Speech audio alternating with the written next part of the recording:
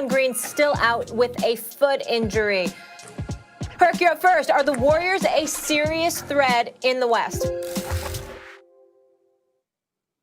They are a serious threat, Molly. And look, let's not overreact to what we saw on opening night against the Brooklyn Nets, because the Brooklyn Nets are going to beat a lot of people like that. The Warriors have the right pieces. Although they're missing Klay, they could be an Oklahoma City Thunder team from last season. I could see them finishing top 5 or even top 6 in the Western Conference, being a dangerous out.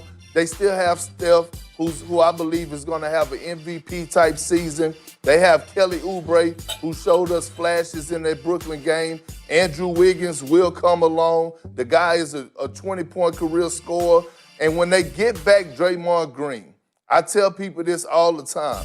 Draymond Green is the heart and soul of that team. He gives them swagger. He gives them that tenacity. He gives them confidence. And when he get a chance when he come back off the injury and he pairs up with James Wiseman, who I believe is going to win Rookie of the Year because the kid is a flat-out stud, the Warriors are going to be a problem. They're going to be a problem offensively. They're going to be a problem defensively. They have one of the best defensive coaches in the NBA in Ron Adams. I love what Mike Brown brings to the table. So the Warriors, their culture, they're not going anywhere, and they are going to be a threat. Will they win a title this season? No, but they will make the playoffs, and if I'm a team, I'm trying to stay far away from them as possible. Yeah, they're a threat. Perk, they're not a threat this year. The Warriors don't have enough shooting, period. They don't have enough shooting. They don't have enough shooting, period. They have the greatest shooter of all time with the ball in his hand, Steph Curry. That's the guy.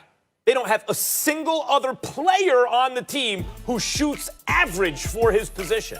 Not a single other player on the team who's an average shooter for his position. So, you're not going to win in the NBA like that. You just can't.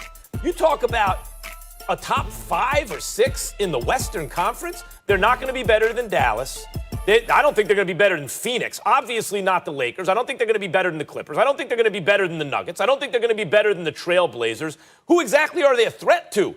Defensively, I agree with you. They have some talent. I agree with you about Wiseman. Wiseman already looks like his floor is pretty damn good, right? That's his floor. Pretty good.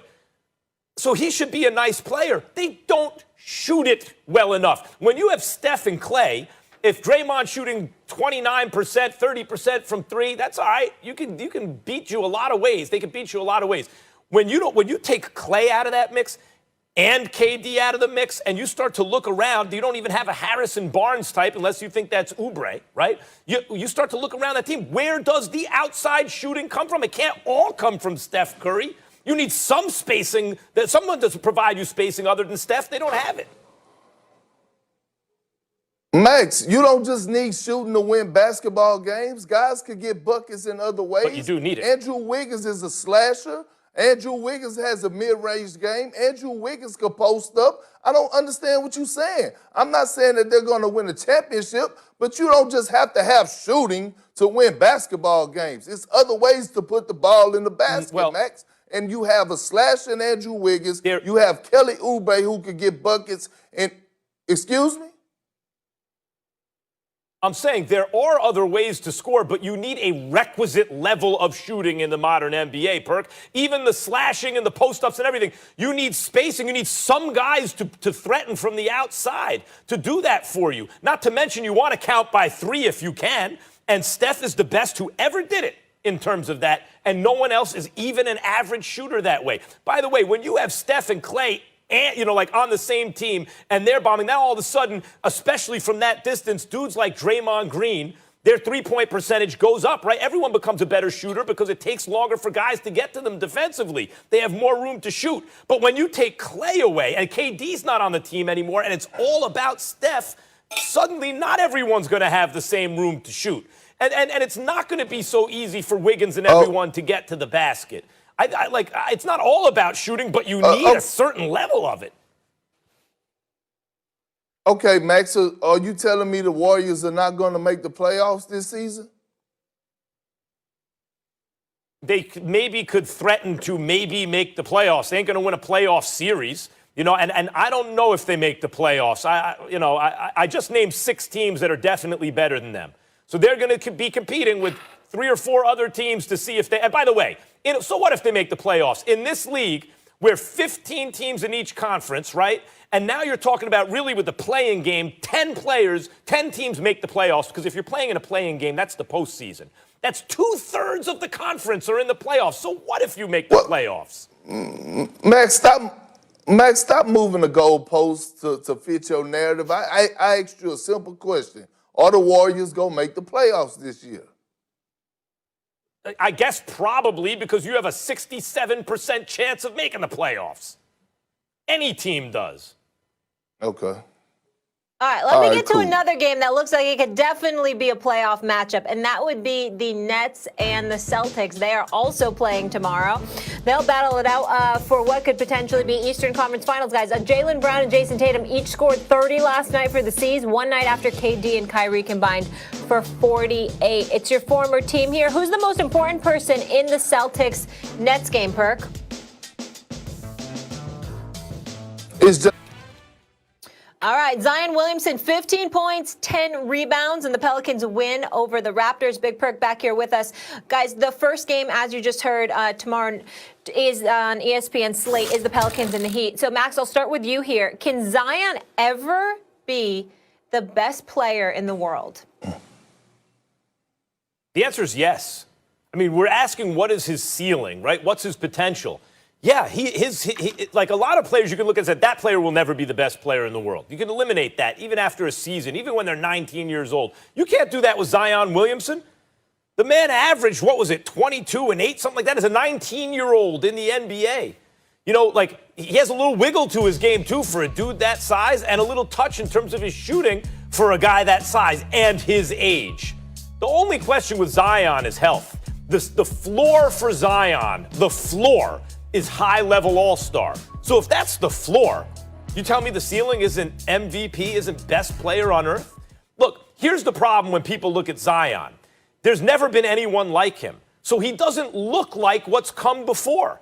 And we have a tendency to typecast in our mind, right? This guy, what do we look for? A lanky two-way wing. That guy could be the best player in the world, just like once upon a time a back-to-the-basket center who protected the rim and could score and grab rebounds. That guy used to be the best player in the world. And then Jordan, so then we look for Kobe, and LeBron is like a hybrid between Magic and Jordan, and that's the guy we're looking for. But the next guy might not look like the last guy. Zion's not built like a long, lanky defender. He doesn't have the height of a back-to-the-basket center shot blocker. But what can't he do? The dude just turned 20 years old, and he's already all-star level. Yes, he could be the best player in the world one day. Well, Max, I have to respectfully disagree because I like Zion. I think he's box office. And just because you're box office doesn't mean that you're going to be the best player in the world or that you are the best player in the world. It's just that you're exciting to watch. And here's the reason why. It's a lot of guys out there that are under the age of 30, even under the age of 25, that is in heavy competition for being the face of the NBA and being the best player in the world. You have guys like Ja Morant, who is in Zion's class, who won Rookie of the Year, who just dropped 40-plus last night. You have guys like a guy like Joel Embiid, Jokic. You have Tatum. You have Giannis, you have Anthony Davis, you have so many other guys out there that are ahead of Zion, in my opinion. And to be honest, Zion is not even the best player on the Pelicans right now. It's Brandon Ingram. Brandon Ingram last night, 24 points, 11 rebounds, and 9 assists, just dominating. And just stop it. First-time All-Star, most improved. The sky's the limit for him. I heard it from multiple guys that played with him. You talk to LeBron James, Rajon Rondo. All these guys raved on how good Brandon Ingram is and how great he could be. So Zion is not even the best player on this team right now, let alone talking about being the best player in the league. And I get it, right? He's something that we've never seen before. He don't have the long, lengthy, he's not 6'10". He's not cut up. He's short. He's kind of stubby. He has a different type of build, but he gets the job done. But as far as being the best player in the league, nah, I don't see it, Max. Not at all. You know what the problem with what you're saying is? You know what the problem with what you're saying is? You're sleeping on his age. It's not a problem. In terms of right. It's not a problem. But first of all, you're talking. He doesn't bomb from three. He's not 7 feet tall. He's not a point guard. He's not a wing that looks like Kobe or Jordan or something like that. He's not a point forward like LeBron, right? Like, all those things are true, so it's hard to think of how does that guy become the best in the league. But he's 20. He was 19. He's going to be 20 all year this season, right?